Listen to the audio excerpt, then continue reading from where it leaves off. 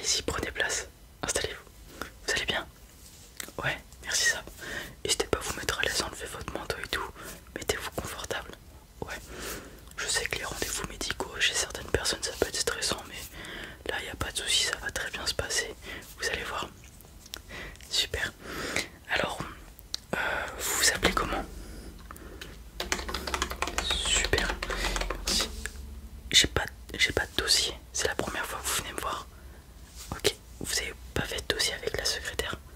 Non, bon c'est pas grave, on va le faire ici, y a pas de souci.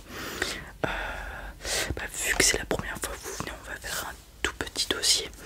Et après, on va faire la séance tout simplement. Super, allez. Donc votre nom, prénom, je l'ai déjà, je le réécris.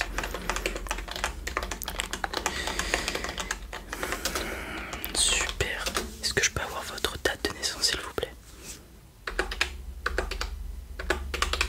Super, merci beaucoup. Est-ce que je peux avoir votre lieu d'habitation? Où est-ce que vous habitez, s'il vous plaît? Merci. Ah mais je connais, c'est joli là-bas. Ouais, oui j'ai un ami qui habite là-bas. Par contre je me souviens plus du code postal. Super, merci. Ok, on n'a pas de soucis. Ah oui, si, un moyen de vous contacter. Une adresse mail, ça serait cool. Super, merci. Arrobase. C'est bon, on a fait le tour. Bon, maintenant je vais vous expliquer comment la consultation va se passer. Je vais d'abord vous poser plein de questions pour pouvoir documenter mon dossier et en savoir plus sur vous. Et pour pouvoir mieux répondre à votre problématique après. Qui est d'ailleurs, vous venez pourquoi? D'accord, des changements suspects et des apparitions de grains de beauté. D'accord. Oui, non, vous avez raison, de mieux vaut prévenir que guérir, ouais. Non, vous avez bien fait, vous avez bien fait. Donc je vais regarder ça, vous inquiétez pas. Donc je vais vous poser ces questions. Après, du coup, vu que c'est les grains de beauté qu'on va examiner, c'est ça. Je vais les examiner tout simplement avec une petite lumière pour bien voir les détails.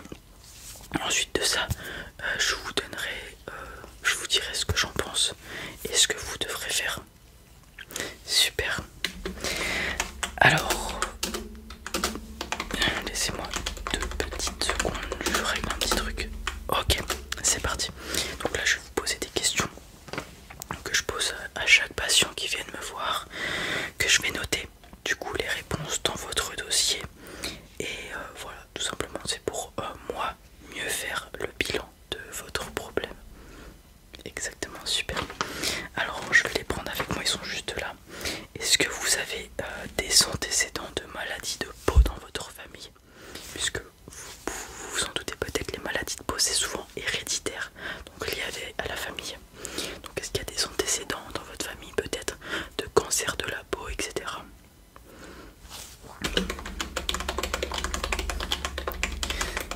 D'accord.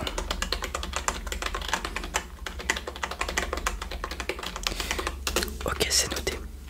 Alors, est-ce que vous suivez un traitement médical actuellement? D'accord. Et antérieurement? D'accord. Oui, tous les traitements médicaux depuis 5 ans, si vous vous en souvenez, ça serait cool. Oui, parce qu'on peut avoir des réactions cutanées du coup liées à la prise de médicaments ou de traitements pour certaines maladies, tout à fait. D'accord. Ok, c'est tout. D'accord, bon c'est déjà, si vous vous souvenez de ce que vous avez fait depuis les 5 dernières années, c'est très bien. Souvent les patients oublient leur traitement et du coup ça complique un peu mon travail. Est-ce que vous avez fait des chirurgies? Par exemple, vous vous êtes cassé quelque chose ou un truc du genre, il a fallu plâtrer, avoir un traitement, ou alors on a dû vous enlever l'appendicite, quelque chose comme ça. D'accord. Même les opérations esthétiques, si vous en avez fait. Non, vous en avez pas fait. Je pose la question au cas où, on ne sait jamais. Puisque certaines personnes peuvent faire des réactions allergiques au silicone que l'on met pour par exemple avoir des plus gros muscles ou des choses comme ça. Ok.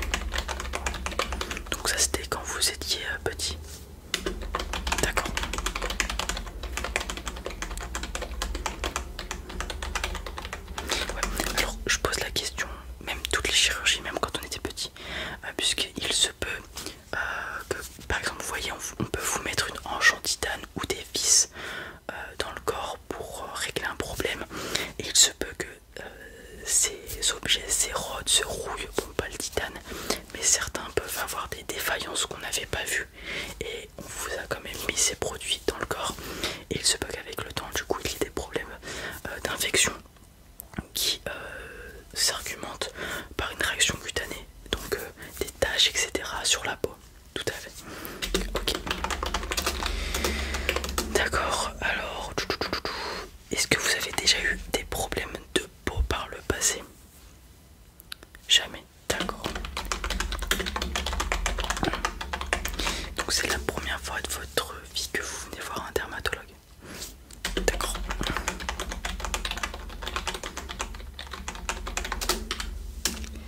Ouais, c'est souvent pris à la légère les problèmes de peau, les taches, etc. Alors que ça peut parfois être un problème très grave. Et donc il vaut mieux prévenir que guérir, comme je l'ai dit tout à l'heure. Donc ne pas hésiter à faire des visites régulières. C'est comme le dentiste ou le médecin généraliste. Il faut faire des visites régulières puisque vous n'êtes pas médecin, enfin je ne pense pas. Et donc les petits changements de votre corps qui subviennent, peut-être que pour vous ce n'est rien, mais peut-être que ça veut dire quelque chose pour un spécialiste du domaine. Donc il faut faire des visites régulières pour prévenir les maladies qui peuvent s'aggraver tout simplement. Alors, êtes-vous régulièrement exposé au soleil?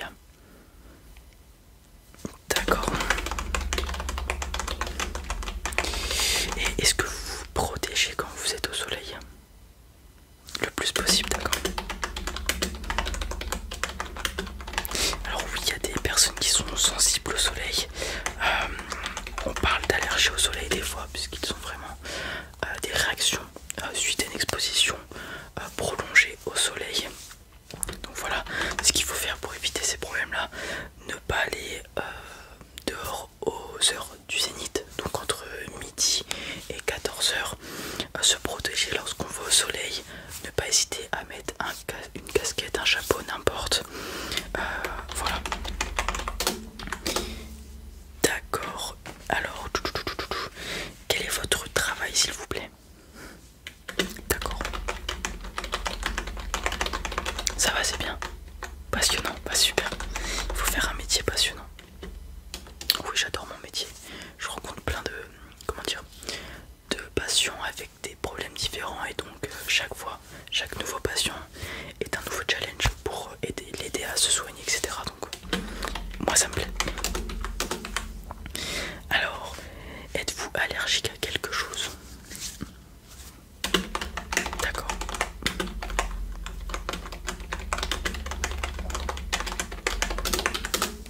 Alors, est-ce que vous suivez un régime alimentaire particulier? Non, vous mangez normalement, d'accord. Ok, alors on va... Bon, je pense pas que ça ait un lien avec du coup le problème que vous m'avez évoqué. Mais la nourriture que l'on mange actuellement et après ça dépend ce que vous mangez, mais c'est souvent beaucoup transformé et très peu nutritif. On manque beaucoup de vitamines, etc. En ce moment, je pense que vous le savez très bien, on en parle beaucoup à la télé. Et du coup, ce manque de nutriments, de minéraux, il peut parfois avoir des problèmes sur notre santé et sur la peau des fois. On peut avoir une perte de cheveux, la peau très sèche qui s'abîme, etc. Donc voilà, il ne faut pas hésiter à comment dire, se documenter sur la nourriture pour apprendre à bien manger. Voilà. Alors, suivez-vous déjà un traitement dermatologique? Vu que vous n'avez pas été voir de dermatologue, je suppose que c'est non. Ouais. Cependant, est-ce que de votre propre chef, vous mettez de la crème hydratante par exemple, ou je sais pas, autre chose? D'accord.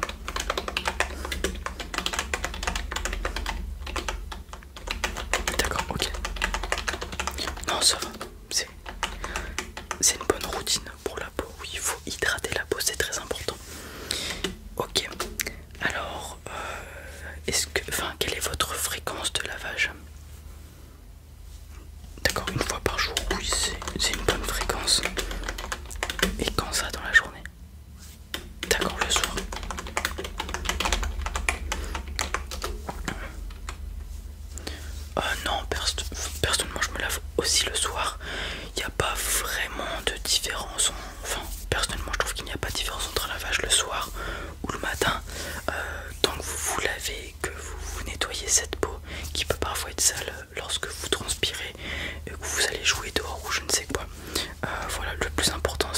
laver régulièrement, pas dans l'excès ni en insuffisance, mais normalement une fois par jour c'est très bien. Et la fréquence du lavage du cuir chevelu s'il vous plaît. Ok. Est-ce que vous mettez un après-shampoing? D'accord. Ok, bon bah, on en a fini avec les questions. Ah non, je veux bien savoir avec quel produit vous lavez. D'accord. Et comme je vous l'ai dit tout à l'heure, c'est comme la nourriture, tous les produits sont extrêmement transformés. Donc il vaut mieux privilégier des savons avec de la matière brute à l'intérieur pour éviter toute réaction allergique ou problème lié aux édulcorants ou aux choses comme ça, voilà. Ok, excellent, on en a fini avec les questions, pardon. Je vais maintenant examiner vos grains de beauté dont vous m'avez parlé tout à l'heure, c'est la cause de votre venue.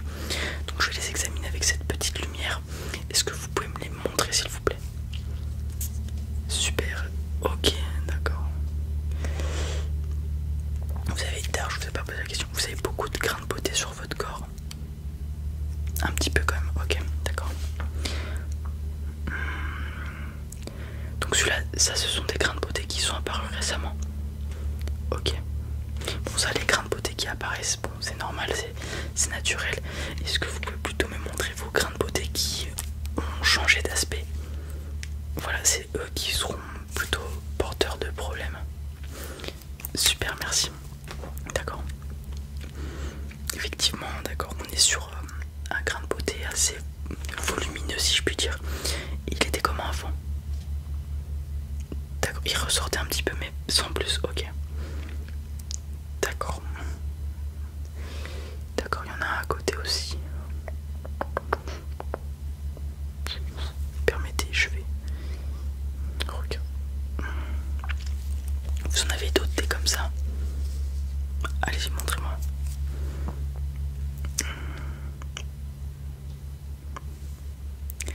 Alors oui, effectivement, les grains de beauté sont suspects. Mais ils sont encore dans, comment dire, des proportions naturelles, j'ai envie de dire. Ils sont pas si extravagants que ça, j'ai envie de dire. Vous en avez d'autres ou pas? Non, ok. Alors, ce que ça peut être... Alors, vous le savez, tout le monde le dit, les grains de beauté sont des petits cancers de la peau, sont des petites tumeurs. Alors on appelle ça plus précisément des mélanomes. Donc là, actuellement, je n'estimerais pas qu'on en soit à ce stade avec vos grains de beauté. Cela dit, vous m'avez dit qu'ils ont changé, donc ils peuvent encore changer avec le temps. Donc je vous préconiserais d'aller faire des tests plus poussés. Cela dit, ne vous inquiétez pas, pour moi ils ne sont pas encore au stade de tumeur et ils ne seront peut-être jamais des tumeurs aussi. Ça peut être juste un changement anodin, bénin, mais je le répète, mieux vaut prévenir que guérir. Je vais donc vous prescrire des tests plus poussés à faire à l'hôpital avec un collègue dermatologue spécialisé dans ce domaine. Voilà. Alors je vais le noter. Alors non, vous inquiétez pas, si on prend le problème très tôt, donc là comme vous l'avez fait, vous êtes venu me voir, là je vais vous prescrire un autre rendez-vous avec un collègue spécialisé. Plus le problème est pris tôt, plus il est facilement traitable et guérissable. Là au stade où ça en est, il n'y a pas vraiment aucun souci à se faire. Oui, non, vous inquiétez pas. Et puis le traitement est très simple pour ce genre de problème.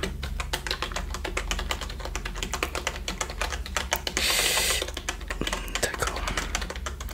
Je vais vous recommander un collègue que j'apprécie beaucoup et qui est très compétent. Ça, ok, ça vous va? Ouais.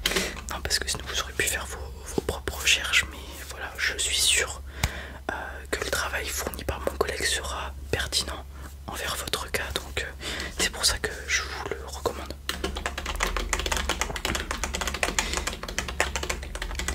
Voilà, donc c'est monsieur Jean Christophe, voilà, Gérard. Gérard, c'est son nom de famille. Voilà, donc je vous invite à aller voir sur Doctissimo ou appeler son cabinet pour prendre rendez-vous au plus vite. Vous lui expliquez, le problème à sa secrétaire et vous lui dites que vous venez de ma part. Voilà, comme ça. Voilà, donc c'est fait. On en a fini pour aujourd'hui. Est-ce que vous avez d'autres problèmes à me faire parvenir? Non? Eh bien, je vais vous laisser aller voir ma secrétaire qui va vous donner l'ordonnance, etc. Et puis, je vous souhaite une excellente journée. Et puis, ne vous inquiétez pas, vous n'allez pas mourir. Vos grains de beauté sont bénins, comme je vous l'ai dit. Il n'y a pas de souci à se faire. Voilà, passez une excellente journée. Au revoir. Au revoir. Voilà les amis, c'en est